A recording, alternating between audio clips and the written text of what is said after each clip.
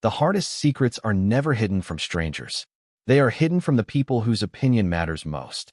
I had rehearsed hundreds of conversations in my mind, but none of them prepared me for the moment I looked into Adrian Romano's eyes and realized he was finally beginning to notice the truth I had buried for months. Every weekday started the same way. I woke before sunrise in my small apartment overlooking a quiet neighborhood outside Manhattan. I packed a lunchbox with apple slices, peanut butter sandwiches, and handwritten notes that always ended with the same sentence. "Be kind today." My 6-year-old boy smiled every time he found one.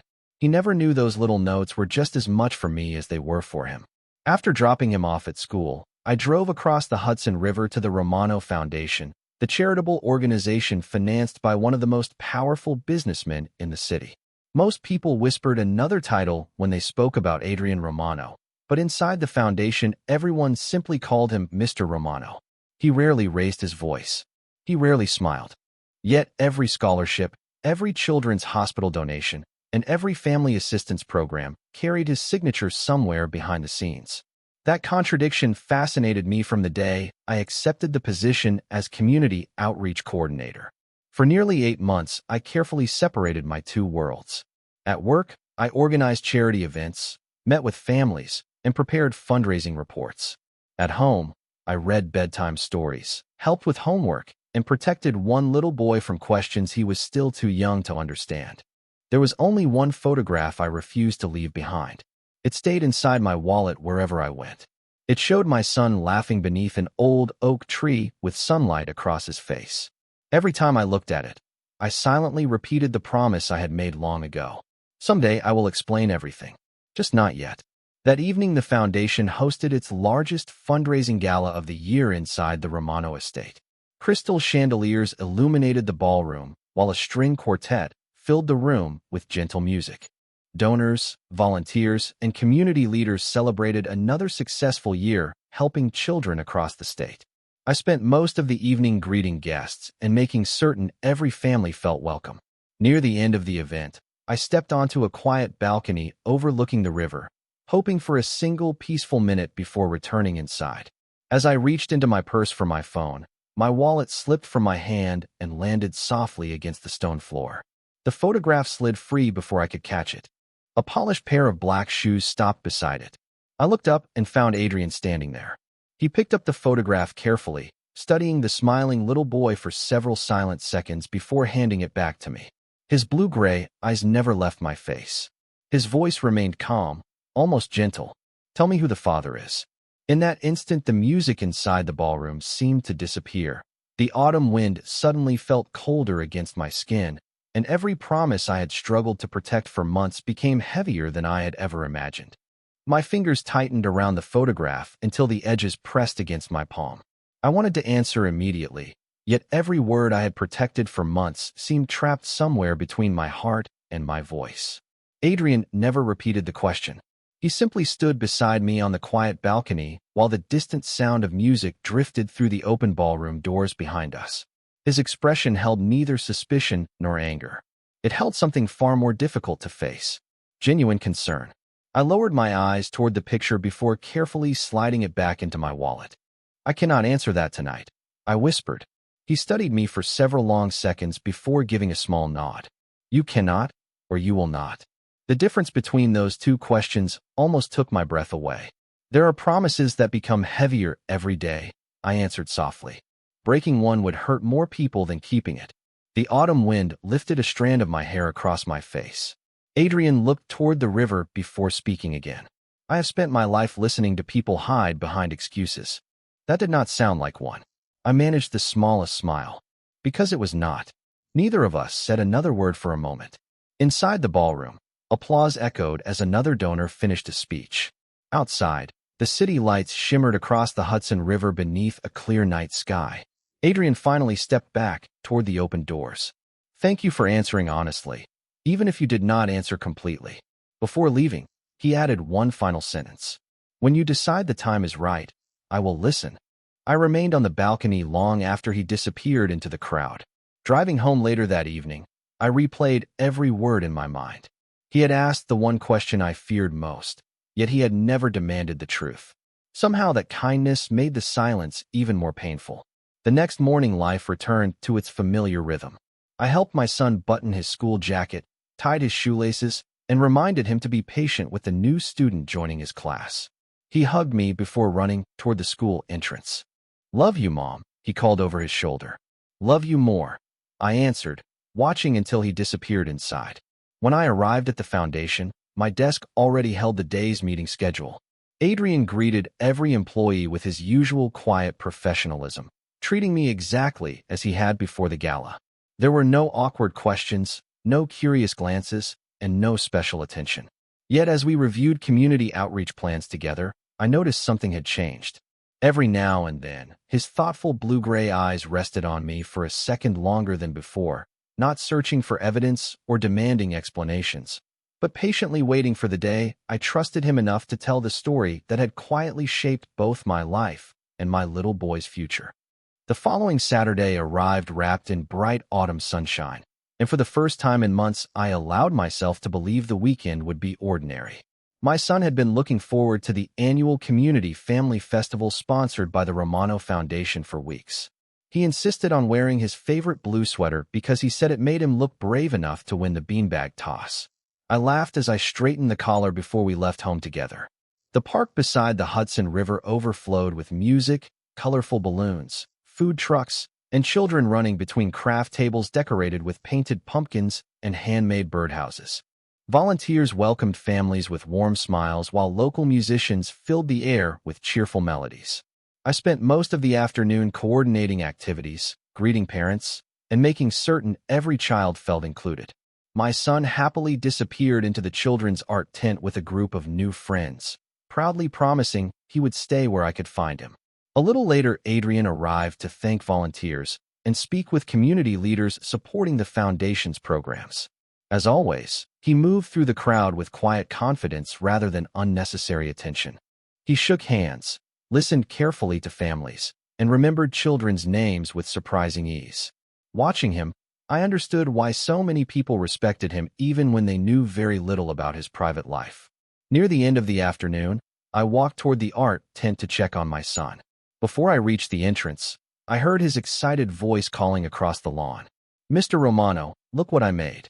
Adrian turned with a warm smile as my son hurried toward him carrying a small wooden picture frame covered in bright blue paint and tiny paper stars. "That is impressive," Adrian said sincerely while kneeling slightly to admire the artwork at the child's eye level. My son beamed with pride. "Mom says you help lots of families." Adrian nodded gently. "I try." The little boy looked at him thoughtfully before asking, "Do you think heroes have to wear capes?" Adrian smiled. "No, I think they usually wear ordinary clothes." My son laughed before reaching into his backpack. "Then you should have this." He handed Adrian a folded drawing. Adrian carefully opened the paper. It showed 3 people standing beneath a large oak tree beside a river. One was clearly my son. One looked very much like me. The third figure wore a dark suit. Above them, written in uneven childhood handwriting, were the words, "My favorite grown-ups." I stopped several feet away, my heart suddenly beating faster. Adrian looked from the drawing to my son, then slowly toward me. His thoughtful expression softened, not because the picture answered any questions, but because it quietly revealed how deeply one innocent little boy had already welcomed him into a place that neither of us had ever planned for him to occupy. That evening, after the festival had ended and the last families drifted home beneath a sky glowing with soft shades of orange and gold, I could not stop thinking about the drawing folded carefully inside Adrian's jacket pocket.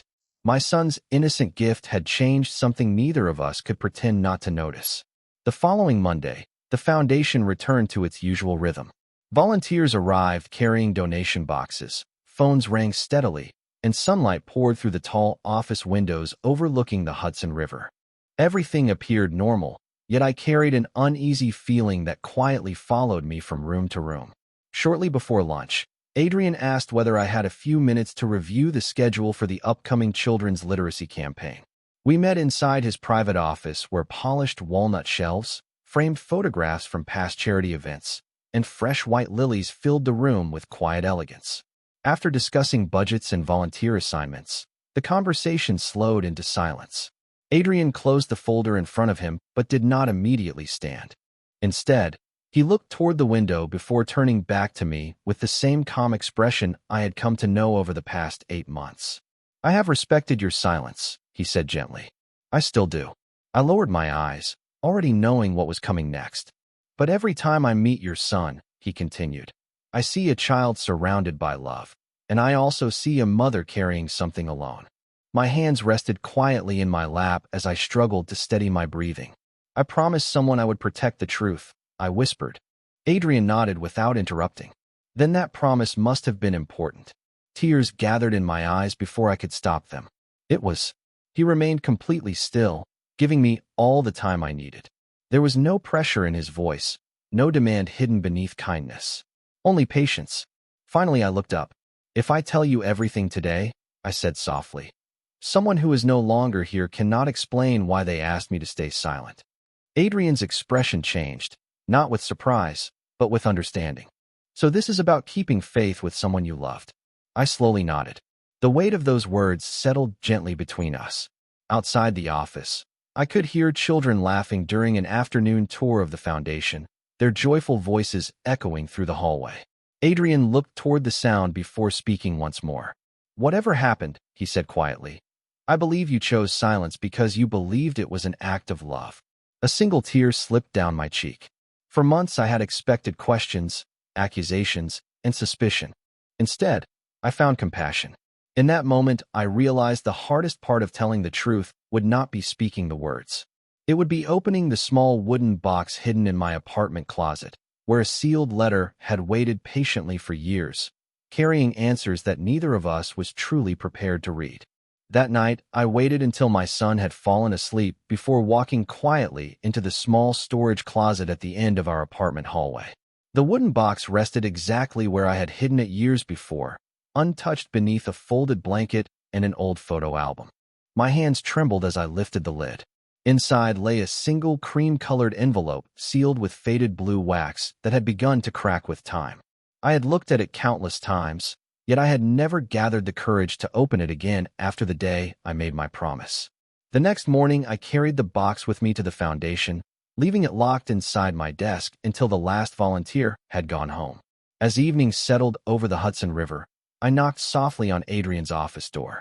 He looked up from a stack of reports and immediately noticed the small wooden box resting in my hands. Without speaking, he invited me to sit across from him.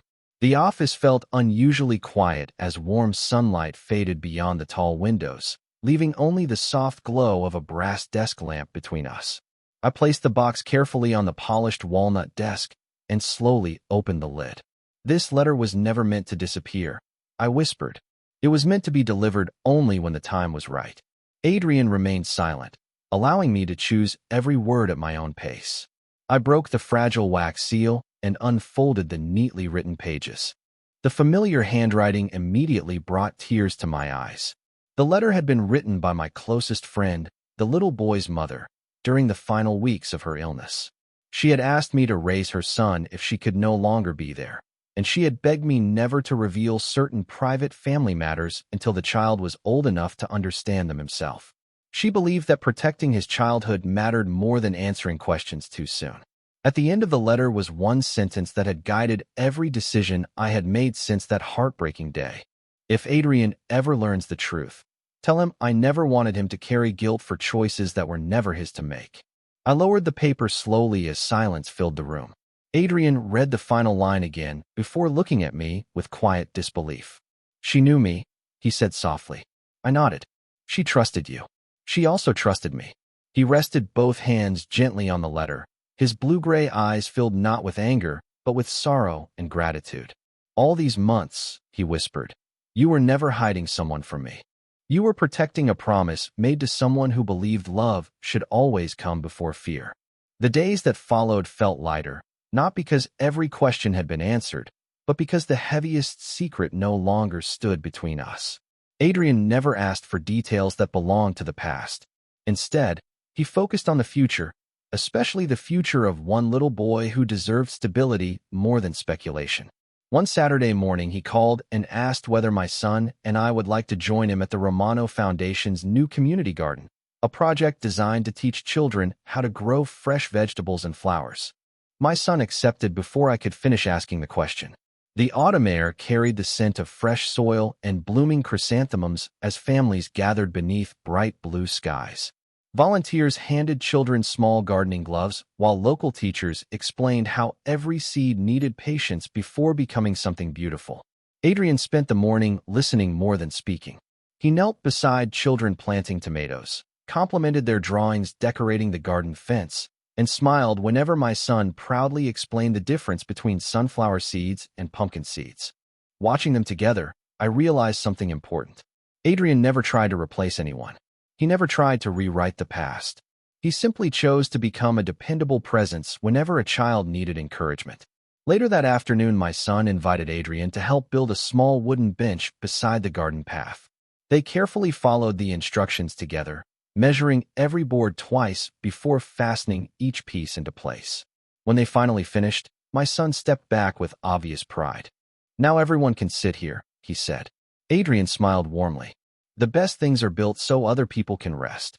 As we shared lemonade beneath a nearby maple tree, my son leaned against my shoulder and quietly asked, "Mom, why is Mr. Romano always so kind to me?"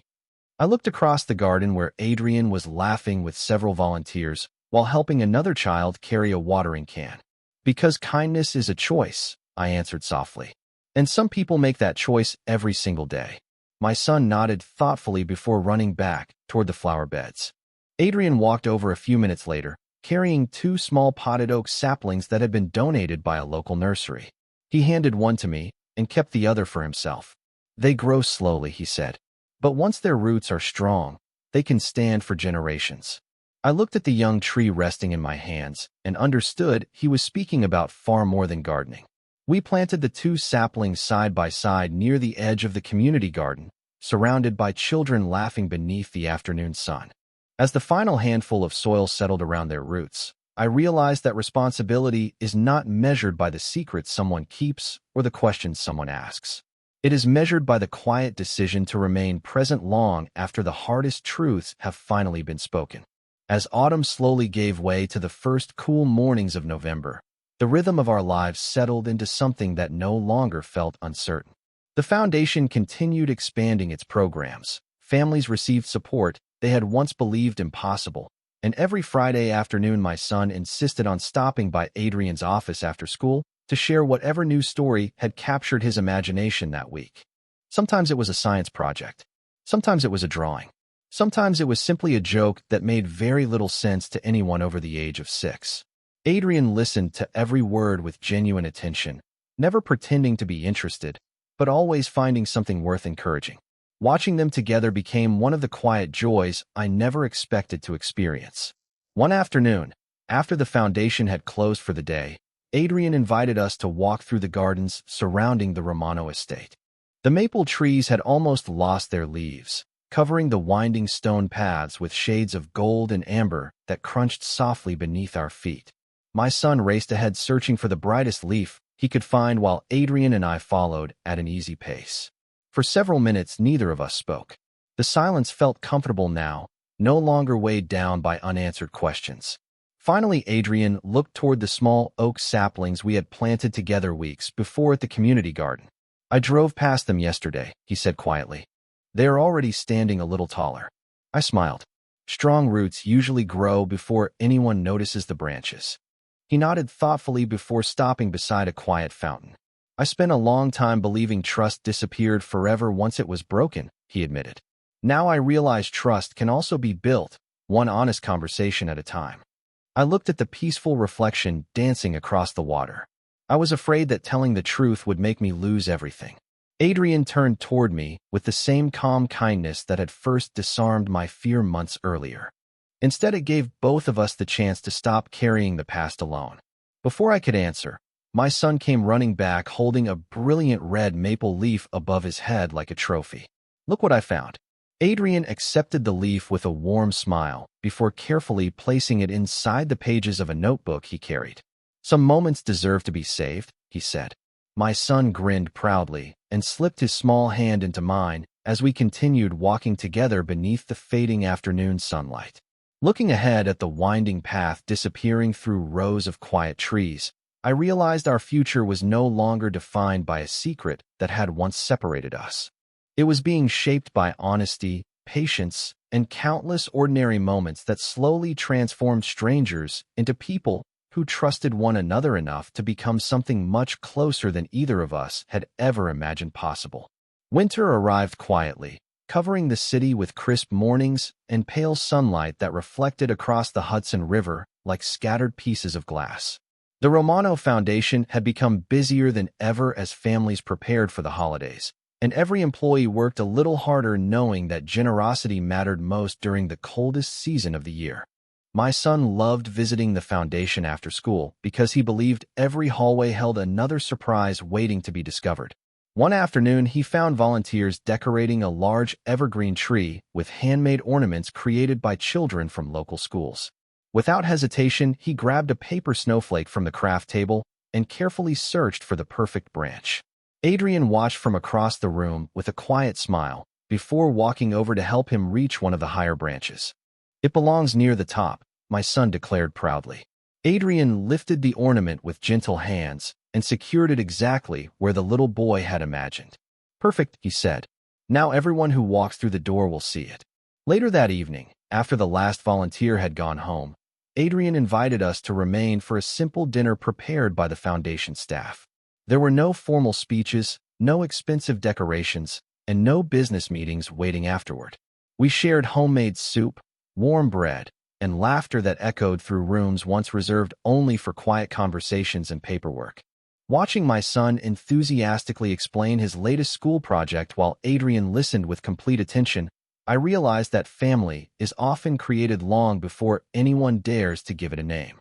As the evening came to an end, Adrian walked with us to the front entrance where gentle snow had begun falling across the courtyard. Tiny white flakes settled on the stone pathways and evergreen hedges, transforming the familiar grounds into something peaceful and almost magical. He looked toward me with calm sincerity. "There is something I would like to ask," he said softly. I waited without speaking. "The guest house on the estate has been empty for years. It is close to the foundation, close to your son's school bus route, and large enough to give both of you complete privacy. I would like you to consider making it your home for as long as it feels right. There would be no expectations beyond living your own lives." I searched his eyes and found no pressure, only respect. Before I could answer, my son looked up at me with hopeful excitement. "Mom," he whispered, "we would still have our own home, but we would also be close to the people who care about us." I smiled through grateful tears, realizing that sometimes the greatest gift another person can offer is not a promise to change your future, but the freedom to choose it together. The following weekend, we accepted Adrian's invitation, not because we needed a larger house, but because we had finally learned that a home is measured by the people who welcome you each morning rather than the size of its walls. The guest house overlooked the same quiet gardens where children often gathered during foundation events, and from the kitchen window my son could see the old oak trees stretching toward the Hudson River. He immediately claimed the small bedroom facing the sunrise, announcing that every great adventure should begin with good morning light.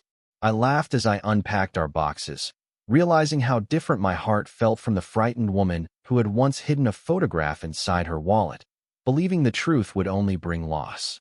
Adrian gave us every bit of space he had promised. He never arrived unannounced. He never expected more than friendship, honesty, and mutual respect. Yet almost every evening, after work at the foundation was finished, the three of us found ourselves walking through the gardens or sharing simple dinners prepared with recipes donated by local families during charity events. The foundation continued growing, serving more children, opening new educational programs, and creating opportunities that reached neighborhoods across the state. My son loved helping organize donated books, carefully arranging them by reading level because he believed every child deserved to find the right story. Adrian often joined him, pretending to ask for professional advice about where each book belonged. Their laughter echoed through the hallways with a warmth that no amount of money could have purchased. One spring afternoon, we visited the community garden where the two oak saplings stood taller than before, their young branches reaching confidently toward a bright blue sky. My son smiled proudly and measured them against his own height, announcing that they were growing together. Adrian looked at the trees before quietly turning toward me. I spent months searching for the name of one person, he said. Now I understand that the answer was never a name. I looked at him with quiet curiosity. He continued with a gentle smile.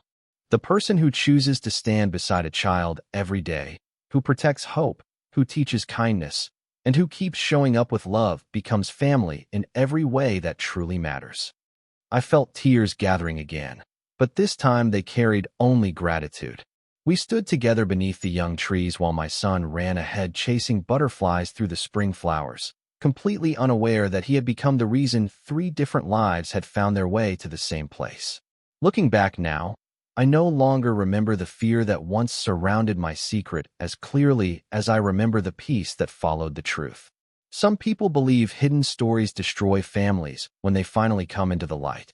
Our story proved something different. The truth did not break us apart. It guided us home, reminding all of us that the strongest families are not always created by biology or circumstance, but by honesty, compassion, and the quiet decision to choose one another again and again every single day.